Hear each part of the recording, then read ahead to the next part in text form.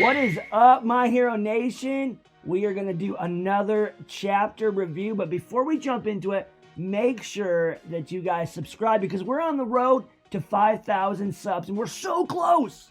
We are so very close. So hey, join that journey and subscribe today. With that being said, let's do this. All right, let's talk about chapter 295. Man, dude, this was awesome.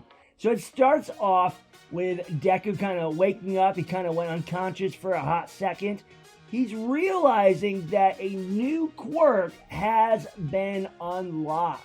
He is in immense agony inside his mind or his senses or whatever you want to call it, because it seems like he's unlocked a quirk that is danger detection. Very similar to our good friend Spider-Man, which is his spider sense. All of his senses are just simply overloaded.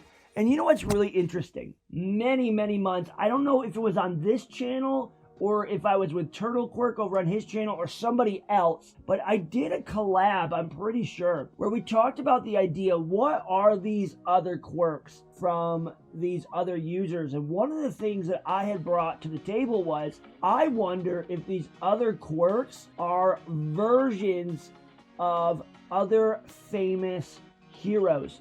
And so my argument was Black Whips was Spider-Man, but what's really interesting is his next one that he got was another Spider-Man-like ability, and that's to be able to sense danger.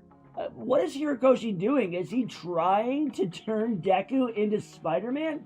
I mean, honestly, we know that Spider-Man has super strength. We know that Spider-Man has, these webbing. So, of course, Deku has the Black Whips.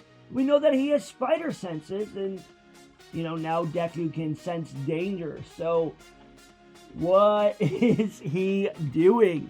But of course, that's not all that happened in this chapter. We see Mirio consistently trying to take on the bad guys.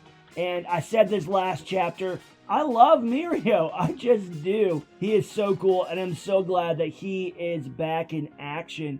And, you got the villains trying to wake up Shigaraki. They know that, hey, if Shigaraki can essentially wake up, stop being unconscious, that there's a chance that this battle could be won for their side. And bam, it happens.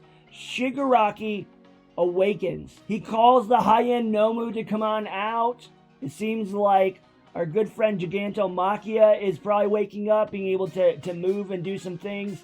I was a little surprised because I thought the high-end Nomu were going to take on the heroes and they were going to continue to fight.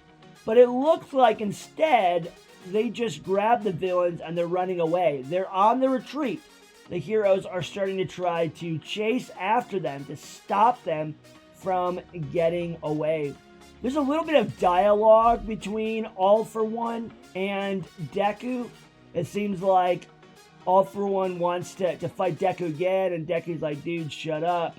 But the biggest thing is Deku kind of feels like Shigaraki is begging for help. That in the midst of this, Shigaraki is deep inside his own body trying to fight All For One.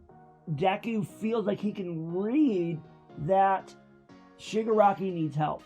That Shigaraki is trying to do everything he can to not let All For One take over his body. So such an interesting concept, such an interesting thing this week.